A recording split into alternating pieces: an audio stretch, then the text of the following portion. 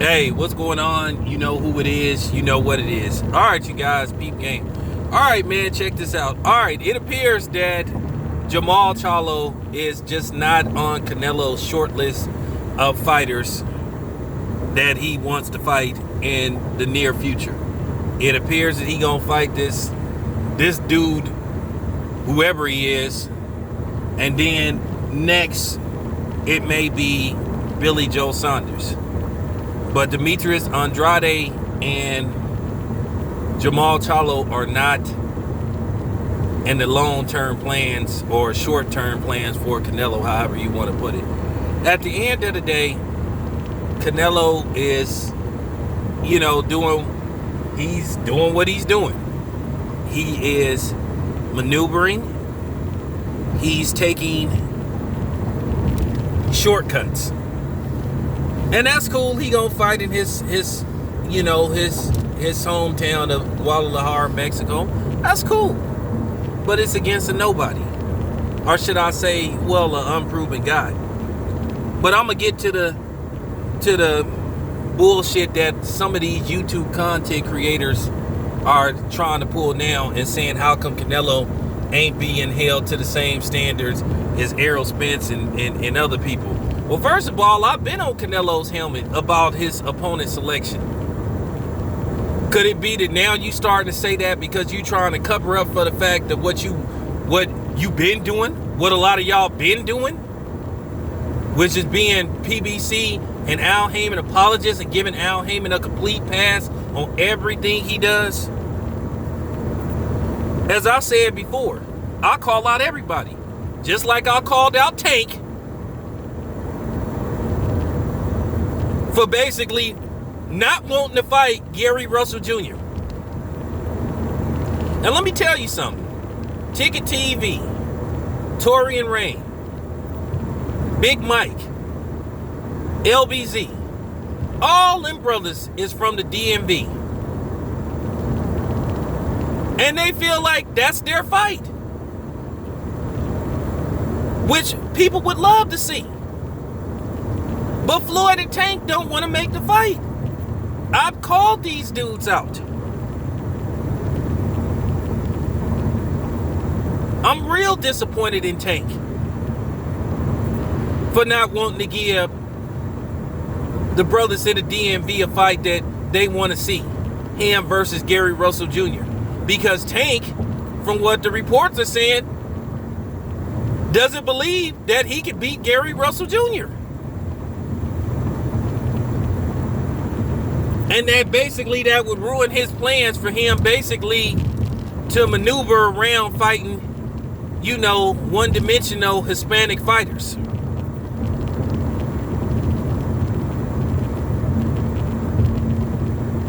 Because like I said, that's what they're doing. They don't want to fight good black fighters because a black fighter can possibly offset their plans, which is to put some of these black fighters in the ring with these non-black fighters because they know for the most part that they think that they're going to be lucrative. Where if you fight a black fighter, there's a chance that you might lose. And see, this is what I don't understand, the hatred that some people got with Bud. Bud will fight anybody.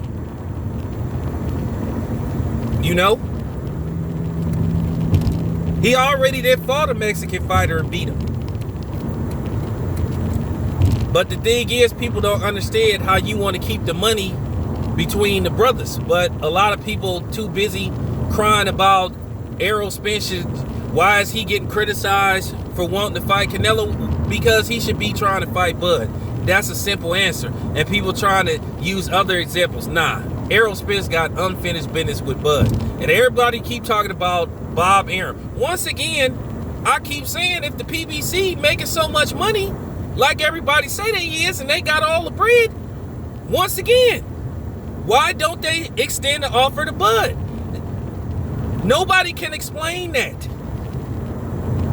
If Bob Arum don't want to pay for the fucking fight, then why don't Al Haymon pay for the fight? And then you have Bud featured on a PBC card And most of the money goes to the PBC. They get most of the pay-per-view money. They get the promotional money. They get most of the gate money. So that does, but like I said, y'all too busy sitting up here listening to these motherfuckers that don't go to fights, that's too personally invested in one particular fighter or one particular manager / promoter, whatever the hell he is. And I'm just keeping it a buck. I've called out every fighter, no matter what race they are. I was disappointed in Gary Russell Jr. for not making the Devin Haney fight. I've called out Triple G for being one of the biggest frauds and front runners in all of boxing.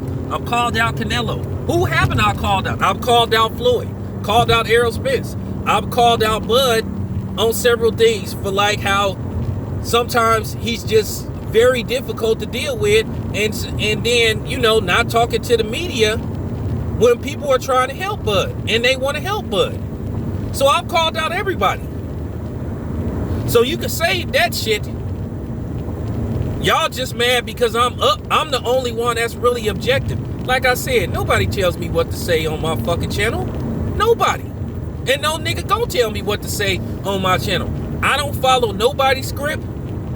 I'm my own man when it's all said and done. At the end of the day, my shit says town business, sports, and entertainment. Okay? This is my brand. But at the end of the day, like I said, a lot of people, they don't want to see fights made. Because at the end of the day, they worried about their favorite fighter losing. Like I said before, if Bud fights Errol Spence and he loses, he loses. But I want to see the fight. And I don't want to see them trying to call themselves Agent Bud out. Talking about, 2022 or 2023. Bud is going to be 34 next year. You never know. A person can get old overnight. You never know. It just happens. Yeah, Bud takes care of himself. But at the end of the day, the fight is losing its value. And like I said before, Errol Spence should be thinking about Canelo. And then once again, Canelo is circling the wagon. He don't want to fight David Benavidez. He want to give Caleb Plant a short camp. And then, like I said, Canelo handicaps the shit out of any opponent he fights. And then people are okay with that. He wants to control the weight. He wants to control, for real. He wants to control how long you have to train. He wants to tell you who you can train with. For real. Nobody else ever did that shit. Now, I heard Sugar Ray Leonard was difficult to negotiate with.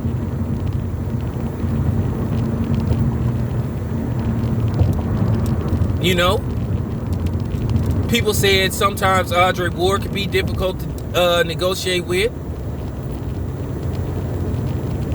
They said Floyd was difficult to negotiate with, but from what I see, most of the people that asked to fight Floyd, they got to fight him. But we all know that Floyd just didn't want to give no brothers no payday till Andre Berto. Like I said, the Andre Berto thing was a favor to Al Heyman. And the only reason why, in most cases, people believe that Berto got paid $6 million, once again, was a favor to Al Heyman. Because I guarantee you, my man Kareem Mayfield wasn't going to get no $6 million. He probably was going to get, at best, 2, which would have been cool for him. But I'm just keeping it 100. And I know I'm not pocket watching, but I'm just telling the truth. Everybody keep talking about what somebody else should do. So like I keep saying, if Al Heyman really want Bud on the PBC, well, this is his chance. Let them put up the money. But like I said, some of y'all got y'all heads so far up certain content creators' asses, and y'all don't want to hear the truth. Because at the end of the day, some of these dudes, they want to, and that's okay. When they start back to letting, media in on a regular basis, hey, they want to be in good standing. Me, myself, I don't give a shit. Like I said, I'm done doing that, watching what I say, because I'm worried about somebody losing their media credentials and all that kind of shit. I don't care about that shit no more. Been there, done that. Already did it. I covered enough fights. I learned enough to know how this stuff works. And I learned a lot. So I know what goes on behind the scene versus some nigga that's sitting up behind a computer thinking that they know what's going on. And like I said before, I just call a circle and a square a square. Like I said, at the end of the day, I really ain't worried about how much somebody should be getting paid, but I just bring that up. Because at the end of the day, we can holler about how much this guy got paid versus how much that guy got paid. But at the end of the day, they have been cases where people took less money to fight somebody else. So like, it's just like you beating a dead horse because people ain't gonna get it. Like I said, at the end of the day, you can't argue with me when I done covered fights. How you gonna argue with a dude that done covered fights, went to fights, been in the locker rooms, did interviews with these dudes, talked to these dudes on the phone? How you gonna try to argue with me when I actually know what's going on? Okay, I'm telling y'all the honest to God truth. I covered fucking damn near 20 fights. Spent thousands of dollars to travel all over the country to go to these fights. I didn't talk to all these people behind the scenes. I know what's going on. And I know some of these promoters and some of these managers and some of these fighters be trying to bullshit you. But at the end of the day, it's 50% fact, 50% truth. So sometimes I take the 50% fact versus the 50% lies, and then I can, put it together and come up with my own analysis. Even sometimes when people be lying, to a certain degree, they hinting the truth. So just, letting that be known. I told you I'm going to continue to call it right down the middle. I'm not on nobody's payroll, and I'm not sucking up to none of these promoters, none of these fighters, none of these trainers, nobody. If I call and ask for an interview, like I said, either they gonna say no or they gonna say yes. Or they gonna say, hey, I'll get back to you. It is what it is. And I'm gonna continue to stay that way. That's me. I will not be compromised. I will not follow a script. Nobody will tell me what to say on my channel under no fucking circumstances. It's your boy Town Biz. I'm out.